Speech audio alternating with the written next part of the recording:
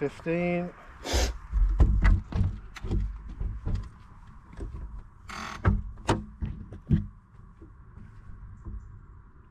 5, 4, 3, 2, 1. Off you go. So hey everyone, how you doing? Welcome back to the channel and another video. I know this has been the first one for quite some time. Basically, my August did not go to plan in the slightest, mostly down to work commitments and a little bit of weather, but hey, back now. So this was very impromptu. It's a Saturday morning, so it's Saturday the 20th of September, which is very late for me to be entering TTs. But it was impromptu in the sense that just happened to be scrolling through Facebook the other night, and I saw this was posted up as a bit of a test race, shall we say. So race was hosted by Melton Olympic Cycling Club. Need to make sure I got that right. It's basically a bit of a test as to whether or not they incorporate this into their sort of main season TT series, which I'm guessing will run between spring and obviously summer of next year. So a couple of the guys rode this last week, sort of one late morning, one mid-afternoon, I think it was, and then they decided to go ahead and sort of put something on, and I think they will look to do another one either next week or in a couple of weeks' time at least. And the point being is you know, it's obviously a new course to them, not new overall. Let me just get the number right. I think it's VCR10. So obviously one of the local clubs has been using this at some point. Whether or not they do anymore, I'm not too sure, because this was a bit of a drive over for me. But you know, having not raced for about 6 or 7 weeks, I had a free Saturday morning, and this looked like my kind of course in that it's an out and back, and it's more or less a 5 miles out and 5 miles back. So I think for anybody who's been watching the channel, kind of get a bit sick of you know, left-hand turns or doing laps and all that type of thing. So yeah, I've obviously tried to get around to a few of the local courses, or to a few of the neighbouring clubs this year, and to see what their courses are like. Yeah, and this one just ticked all the boxes, and I thought, well, do you know what? Yeah, not raced for 6-7 weeks. Have ridden the TT bike a little bit. But it's more than anything just because I like riding it, and have done really ever since I had it. But you know, there's nothing quite like pinning a number on and knowing that the clock's ticking. And you know, I thought it was just one of them really. It was a free hit. See how I was going at it, or see how I am going rather. So first time that I've been to an event that Melton have run, really well organised, considering this was a test event. Actually, you know, incredibly warm welcome. I guess most of the riders probably expected just to see sort of fellow club members, and there was me, you know, sort of driving 25-30 miles, you know, rocking up, pinning a number on, yeah, they were all just incredibly welcoming, yeah, it was you know, decent crowd. I think to say I do like the course. The point really, from the club's point of view of putting this on, was off the top of my head 2 or 3 pinch points, which, I mean, you know, I'm not going to applaud, but I am, sort of virtually at least, because I think that was a really sensible thing to do. Those pinch points that were identified never really came to pass. There was one part here where either it's already happened or comes up, but a car is, and the car's in the wrong, overtaking a cyclist on essentially what's a blind bend. But hey, what are you going to do?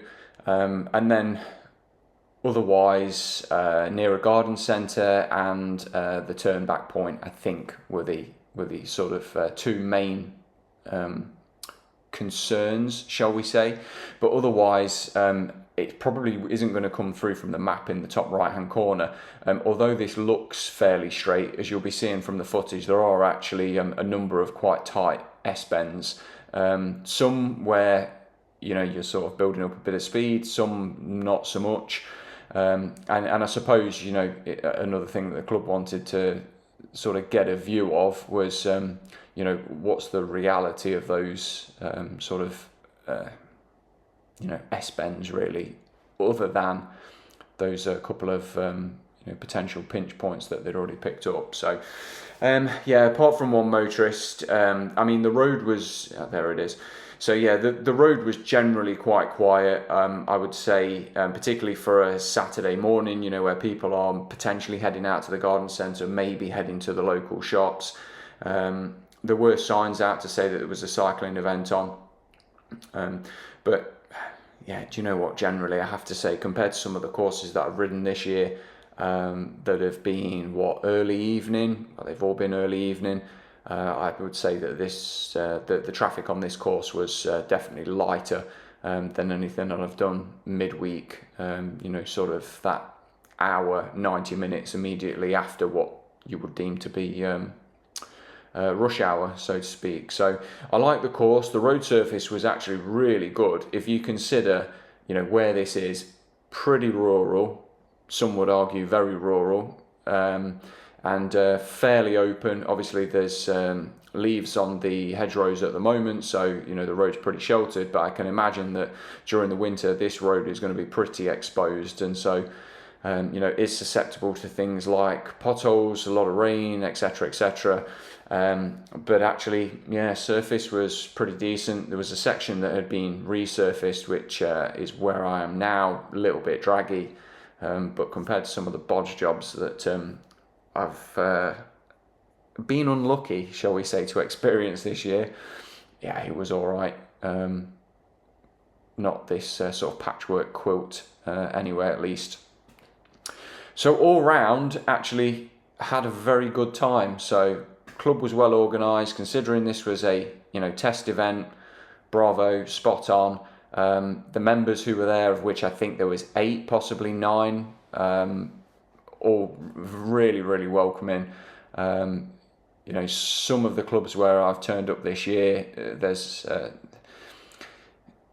they sort of say the right things and people are pleasant enough, but full well that there's just a different vibe. It's like, oh, who's this guy who's turned up? Is he here to deliberately spoil the party?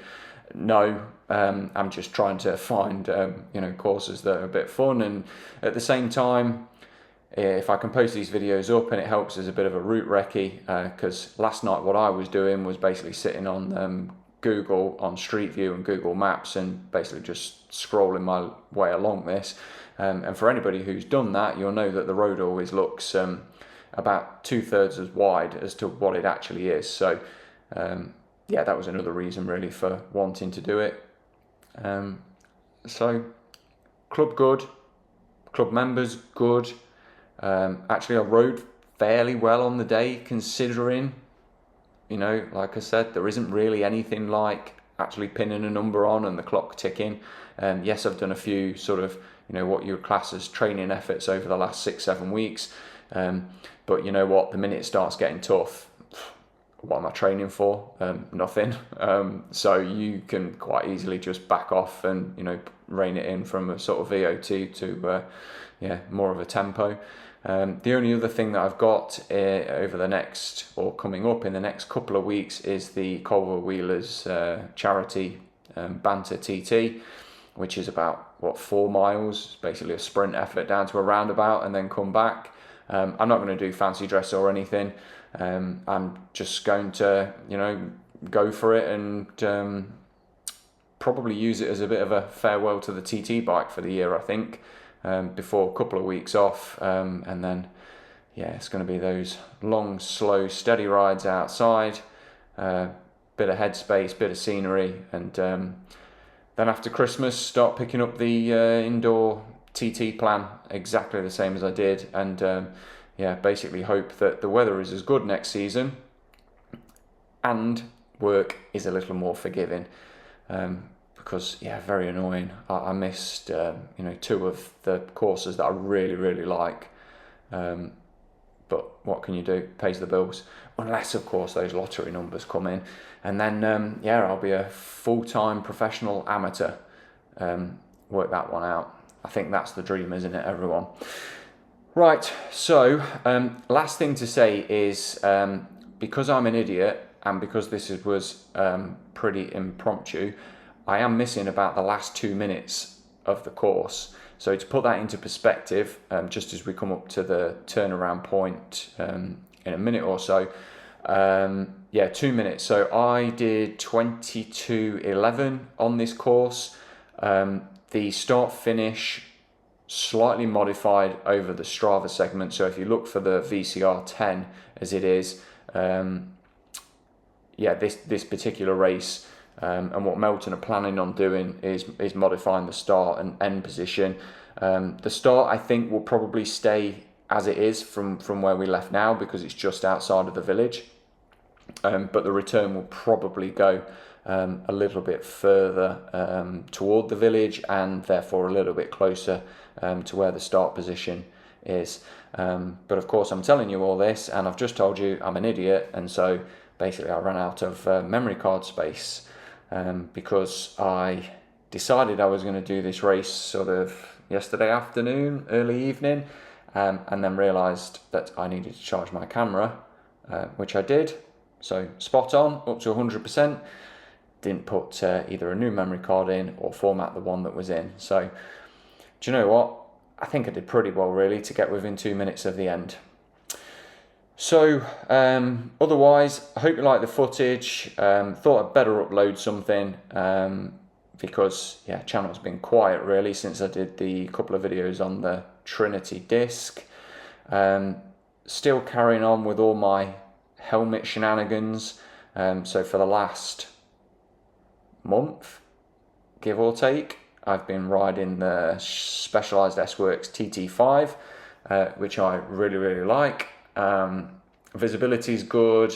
When my neck muscles are not feeling all that great, I can drop my head just a touch lower.